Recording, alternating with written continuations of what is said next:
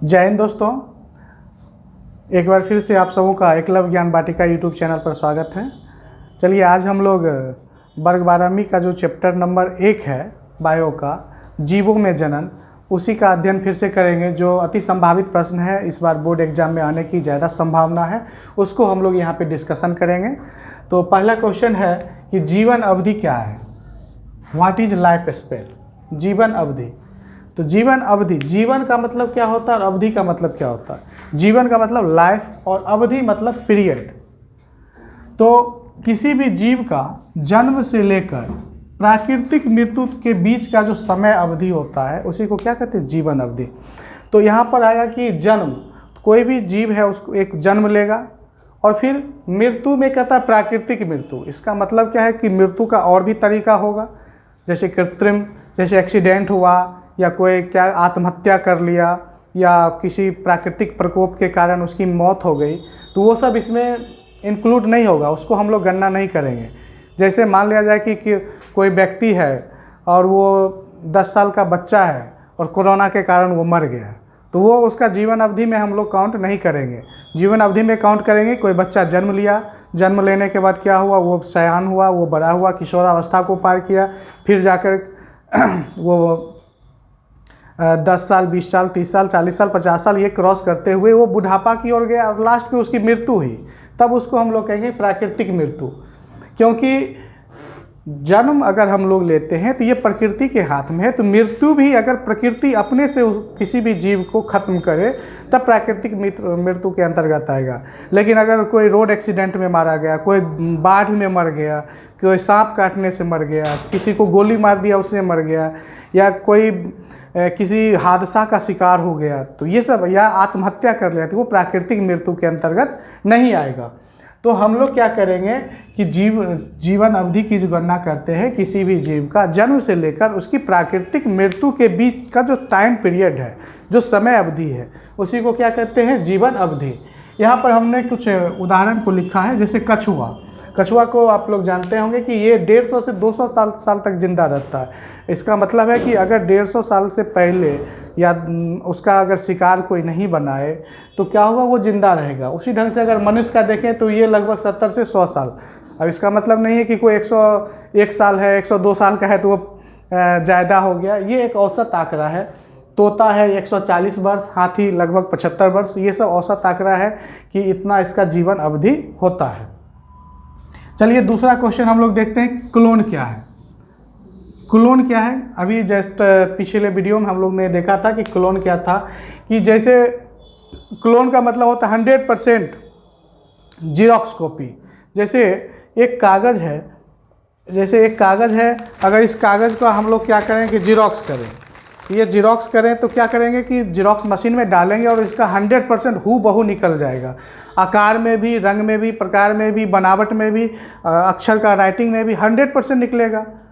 तो क्लोन होता है जो आपस में शारीरिक रूप से उसका बनावट में, रंग रूप में हर तरह से समान हो, और आनुवांशिक रूप से, आनुवांशिक का मतलब डीएनए, उसमें जो जेनेटिक मटेरियल है वो भी 100% समान हो, चाहे वो डीएनए हो या आरएनए हो, जो भी उसका जेनेटिक मटेरियल वो 100% जब समान होगा और उसका रंग रूप, आकार, प्रकार जो भी है 100% समान होगा, तो क्या कहेंगे, उसको आपस में क्लोन कहेंगे।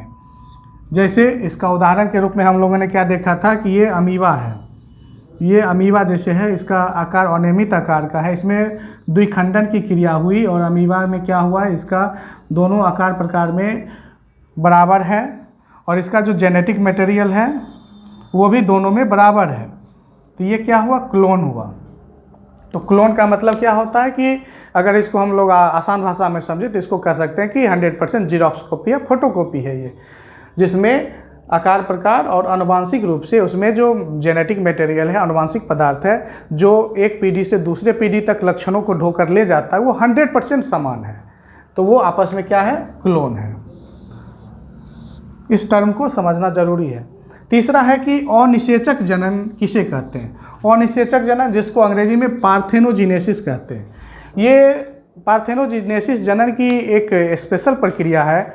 हम लोग अभी देखे थे कि कुछ जनन ऐसे होते हैं जिसमें अलैंगिक जनन की क्रिया होती है, जिसमें नर या मादा भाग नहीं लेते हैं, कोई एक सिंगल पेरेंट भाग लेते हैं। जबकि लैंगिक जनन में क्या होता है कि नर और मादा मतलब मेल और फीमेल दोनों भाग लेता है, दोनों पेरेंट भाग लेगा, तो वो लैंगिक जनन होगा।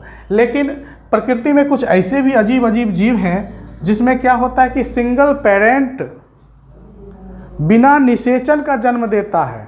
इसको समझने के लिए, याद रखने के लिए हम लोग कह सकते हैं कि बिना बाप का बच्चा। बिना बाप का बच्चा कैसे पैदा हो जाएगा?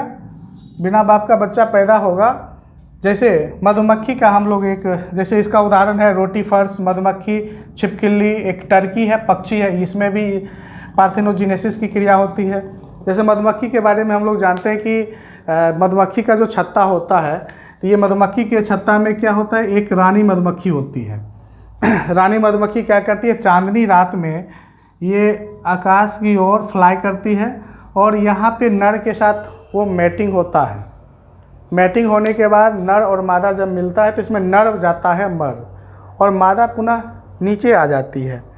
तो इसमें क्या होता है कि मधुमक्खी में एक रानी है, एक नर है, ड्रोन है, वर्कर है, तो बहुत सारा है जो बिना निषेचन का ही पैदा हुआ है। तो वो सबको क्या कहते हैं, पार्थेनोजेनेसिस। वो प्रक्रिया है पार्थेनोजेनेसिस की, जिसमें बिना निषेचन की प्रक्रिया से ही संतान की उत्पत्ति हुई है। तो यहाँ पे हम लोगों ने एक छोटा सा क्वेश्चन देखा कि जीवन अवधि क्या है, क्लोन क्या है और अनिषेचक जनन क्या है। इस तीनों को हम लोग समझेंगे और इसमें ऑब्जेक्टिव भी क्वेश्चन बनता है, जैसे कह देगा कि निम्नलिखित में से कौन सा अनिषेचक जनन का उदाहरण है। अगर ये दे दे रोटीफर्स, मधुमक्खी, छिपकली, टर्की, या आप कह दें कि क्लोन से आप क्या समझते हैं, आपको अति लघुत्तरीय प्रश्न जो 2 मार्क है उसमें पूछ दे, या कह देगा जीवन अवधि की परिभाषा लिखें, तो इस ढंग से पूछ सकता है। तो इस पर भी आप लोग ध्यान देंगे, बहुत आसान है। अगर समझ में नहीं आए तो इसको आप फिर से रिप्ले करके देखें या फिर कमेंट सेक्शन में आप कमेंट करें कि कहाँ पर दिक्कत हो रही है, उसका ज़रूर हम लोग समाधान करने का प्रयास करेंगे। तो आप, मुझे उम्मीद है कि आप लोग इसको समझ गए होंगे। आप चाहें तो इसका स्क्रीनशॉट ले लें। धन्यवाद।